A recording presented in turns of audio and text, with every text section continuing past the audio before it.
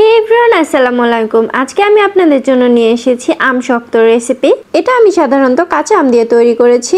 এখন যেহেতু আমের সিজন, সো কাঁচা আম আপনারা খুব সহজেই পেয়ে যাবেন। বিশ্বাস করুন, এটা খেতে এত মজা, আপনারা বাসায় অবশ্যই ট্রাই করবেন। ফার্স্ট অফ অল আমাদের লাগবে আম, কাঁচা আম। আমগুলো আমি সুন্দর মতো ছিলে নেব।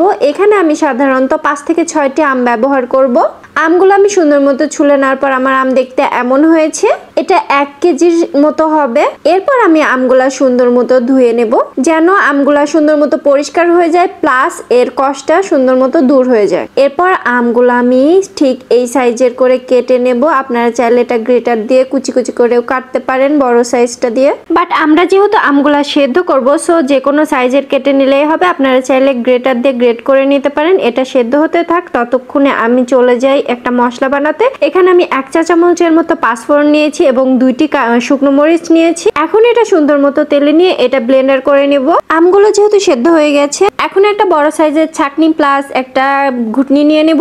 এখন আমগুলো সুন্দর মতো গলিয়ে নেব, যেন কোনো প্রকার আঁশ না যায় এর মধ্যে। আঁশটা ছাঁকনিতেই যেন থাকে। আঁশ গেলে পরে এটা খেতে অত মজা লাগে না, তাই ছাঁকা এরকম। আপনারা চাইলে আঁশ সহ দিতে পারেন, বাট ওটা আমার কাছে অতটা ভালো লাগে না, তাই আমি দেইনি। এখন এটা আমরা চুলার উপর বসিয়ে দেব, প্লাস এর মধ্যে আমি 1 কাপ চিনি দিব। চিনিটা আপনারা যে যার ইচ্ছা মতো দিতে পারেন, আপনারা যে যেমন চিনি খান। এখন এটা সুন্দরভাবে মিক্স করে নিব, যেন চিনির পানিটা সুন্দর মতো শুকিয়ে যায়। এটা ঠিক করে নিব।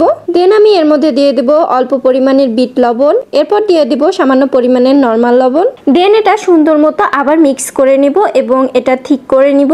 আর হ্যাঁ, চুলার আঁচটা আমি লো টু মিডিয়াম রেখেছি। এটা জোরে দিলে তলানিতে লেগে যেতে পারে, তাই অবশ্যই একটু ধৈর্য নিয়ে কাজ করতে হবে। আমটা যখন একটু ঠিক হয়ে আসবে, মানে একটু পানি পানি থাকবে, একটু ঠিক হয়ে আসবে, তখন আমি এর মধ্যে দিয়ে দেব আমাদের সেই মশলাটা, পাঁচফোড়ন আর শুকনা মরিচের মশলাটা।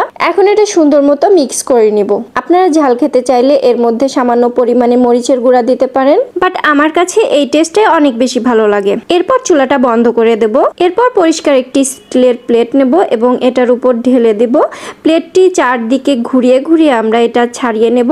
আর হ্যাঁ, এটা আমি একটু পাতলা করব, যেহেতু এটা আমি ফ্যানের বাতাসে শুকাবো, তাই আপনারা চাইলে এটা মোটা করে রোদে দিয়েও শুকাতে পারেন। পাতলা করে করলে এটা রোদে দেওয়ার কোনো ঝামেলা থাকে না। দেখুন এটা কত সুন্দরভাবে উঠে আসছে। এটা বানানোর পর 2 দিন বৃষ্টি ছিল, তাই এটা আমি ঘরে শুকিয়ে নিয়েছি। এটা আমি 2 দিন ঘরে রেখে দিয়েছিলাম, বাট রাতে ফ্যানের বাতাসে রেখে দিয়েছিলাম। মানে ফ্যানের বাতাস যতটুকু আমাদের দরকার হয়েছে সেভাবে রেখে দিয়েছিলাম। এক্সট্রা ভাবে আমি কোনো ফ্যানের বাতাস দেইনি। দেন এটা আমি রোল করে নিয়ে এভাবে কেটে নিব। আপনারা চাইলে এটা পিস পিস করেও কাটতে পারেন। আমি যেহেতু পাতলা করে বানিয়েছি, তাই আমি এভাবে রোল রোল করে কেটে নিলাম। আপনাদের যদি আমার ভিডিওটি ভালো লেগে থাকে, তবে অবশ্যই আমার চ্যানেলটি সাবস্ক্রাইব করবেন, আর ফেসবুক থেকে দেখে থাকলে আমার ফেসবুক পেজটি ফলো করে দিবেন। Thanks for watching.